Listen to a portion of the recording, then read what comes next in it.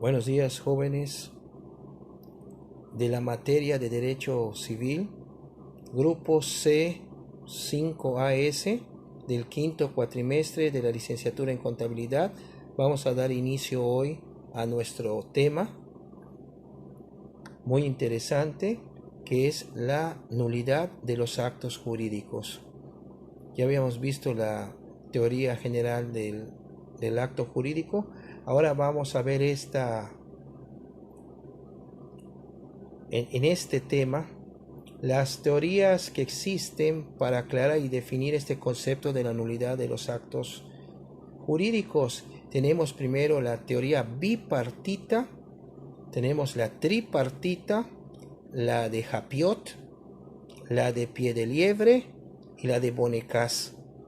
La primera, la teoría bipartita, es elaborada por Domat y Potier, estos son sus representantes, y divide en dos a los actos viciados y habla de nulidad absoluta y nulidad relativa, que ya se había visto en clases anteriores. Respecto a la nulidad absoluta del acto jurídico, ellos sostienen que ésta acontece ipso iure, inmediatamente. El acto afectado por ella no tiene efectos jurídicos. Puede ser invocada por cualquier interesado y la acción en que se haga valer no se extingue ni por renuncia, confirmación, ratificación, prescripción o por caducidad. Bueno, esto es lo que sostiene la teoría, como decía, bipartita de estos dos juristas, Domat y Potier. En cambio, en la teoría tripartita, que es de la tendencia clásica, esta teoría menciona respecto de las nulidades lo siguiente: los actos inexistentes. La doctrina italiana sostiene que si bien se podría hacer la distinción entre actos inexistentes y actos nulos, ello no tiene utilidad práctica porque los efectos tanto de la nulidad como de la inexistencia es lo mismo. El negocio jurídico, a manera de nacido muerto, es como si jamás se hubiese realizado este. O sea, nace muerto, no tiene efectos jurídicos y por eso considera que tanto la nulidad como la inexistencia, los efectos son los mismos. No hay ningún efecto cuando hay esta. Bueno, respecto de los actos nulos y los actos anulables. Anulable es una acción que se puede anular y nulos cuando ya son considerados como tales. El Código Civil menciona que las relaciones familiares antiguamente estaban regidas por este código.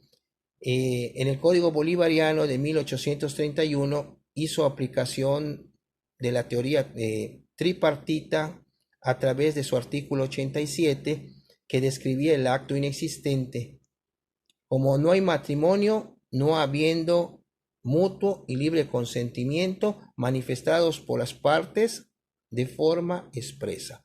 ¿Qué quería decir? Efectivamente, no puede haber matrimonios. Acuérdense que el matrimonio civil es un contrato. Si el consentimiento, acuérdense que es un elemento esencial de existencia del contrato. Si no se da este elemento, pues prácticamente pues no puede haber contrato. Y la teoría bipartita solo comprende los actos nulos y los actos anulables. Esta doctrina ha hablado también o ha sostenido lo que se llama la teoría de las nulidades, confrontando distinciones entre lo que es, o debemos de entender, lo que es la nulidad y lo que es la anulabilidad, o entre nulidad absoluta y nulidad relativa, considerando el acto nulo como de nulidad absoluta y anulable como de nulidad relativa.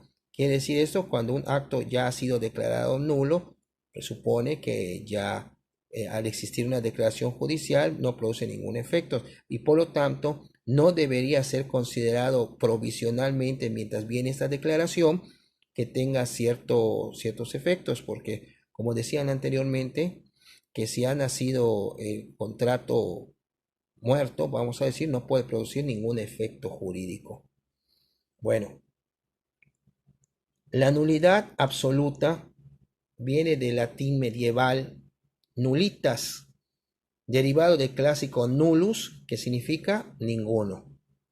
Bueno, la nulidad se define como es una sanción que está instituida por la ley, consistente en la ineficacia de los actos que se hayan realizado con violación o apartamiento de las formas o requisitos señalados para que tengan validez estos. Bueno, interesa a las buenas costumbres y al orden público. El acto jurídico afectado de nulidad no puede surtir ningún efecto jurídico, como está incluso en la máxima en latín, que dice quod nullum est nullum producit effectum. O sea, no puede producir ningún efecto el acto jurídico afectado de nulidad.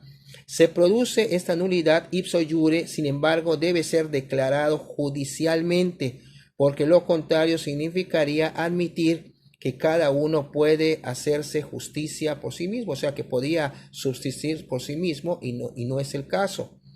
Bueno, ¿qué es la nulidad relativa o la anulabilidad? Estamos hablando de dos palabras, se asemejan, pero no son lo mismo. Tenemos que la anulabilidad se produce un grado de invalidez menos grave que la nulidad. Si decimos este acto puede ser anulable, es que se puede anular. Ya la anulación vendría a ser una consecuencia de la anulabilidad, si lo vemos así. La anulabilidad sirve para impugnar a un acto o contrato que esté viciado, con el objeto de eliminar el daño que deriva de él o para quien fuese obligado a respetar dicho negocio. El acto que está expuesto a la anulabilidad produce sus efectos mientras no se le impugna. Y precisamente por esto, cuando prospera la acción, el contrato desaparece con efectos retroactivos. O sea, un contrato puede ser anulable hasta en tanto no se emite una declaración judicial de que ha quedado anulado. Bueno, se supone que subsisten esos efectos mientras no se impugne, pero una vez que ya se emite la declaración judicial de que es nulo, tiene efectos retroactivos, o sea, todos los efectos que haya tenido hacia atrás quedan sin efecto, o sea, quedan nulos. Bueno, después tenemos la anulabilidad relativa, que además de tener algunas características de la anterior, no es de orden público, de ahí que el Ministerio Público no puede pedirla sino en calidad de representante legal, como es en el caso de los incapaces, como específicamente en la figura del interdicto, ni corresponde la declaración de oficio por parte del juez, y de ahí también que el acto sea confirmable. Bueno, esto es lo que sostienen respecto a la anulabilidad relativa. Después tenemos la crítica doctrinal respecto a estas posturas de la teoría bipartita, tripartita, que sostienen, en este caso hay un profesor Zanoni de la Universidad de Buenos Aires, allá en Argentina, que menciona que la nulidad absoluta debe ser judicialmente declarada y hasta entonces debe otorgarse al acto una validez provisional. O sea, se va a anular el acto, pero mientras todavía no se anule, se le debe dar una validez provisional. O sea, lo que se comentaba hace un momento, hasta en tanto no se impugne y sea declarada la nulidad, va a tener efectos provisionales dicho acto, pero una vez declarada la nulidad, va a tener esa nulidad va a ser retroactiva. Los efectos que haya surtido en el pasado van a dejar de serlo o de tener algún tipo de validez o eficacia jurídica. Estas teorías también han sido criticadas por su rigidez en la clasificación que hace Japiot. Japiot, un jurista, elabora su teoría con una crítica a la teoría clásica, diciendo que establece una oposición entre lo que son las nulidades y la inexistencia, porque dice él que no es real. Y dos, resuelve en conjunto las cosas que deberían ser tratadas en forma menos general, sobre todo en lo referente a la intervención del juez, o sea, del juzgador. Aquí tenemos prácticamente la postura de Apiot y por último tenemos a Pie de Liebre, otro que inicia su teoría señalando los tres casos en los que el principio, lo que es nulo, no produce efectos, o sea, lo que ya nació nulo es nulo de por sí, no tiene validez y son, primero, cuando el acto afectado no produce sus efectos principales, pero sí los secundarios. En el número 2, aquellos casos en que un acto produce sus efectos durante cierto tiempo después de haberse decretado su nulidad. Y 3, en aquellos casos en que el acto nulificado sigue produciendo todos sus efectos jurídicos. Este jurista sostiene que no es posible señalar ni sostener pausadas rígidas y objetivas para determinar cuándo un acto jurídico anulable debe producir o no efectos jurídicos. O sea, todavía no se anula el acto, es anulable. Por eso él sostiene de que no se va a determinar cuándo un acto jurídico anulable puede o deba producir sus efectos jurídicos. Por lo tanto, el juzgador se debe de abstener a lo que él llama una tendencia de espíritu a intervenir para dar o tener una postura respecto a esa anulabilidad. Y él dice que esto debe ser tomando en consideración 5 consideraciones básicas, según él, Pie de Liebre. El principio de la autonomía de la voluntad, la presencia del rigorismo formal, la presencia de los actos de naturaleza compleja, la dirección de la acción de nulidad que puede ser contra las circunstancias del acto o contra el acto mismo, y la evaluación de la buena fe para poder determinar respecto a la anulabilidad del acto jurídico. Estas son las posturas de las teorías bipartita, tripartita respecto a lo que es la nulidad de los actos jurídicos.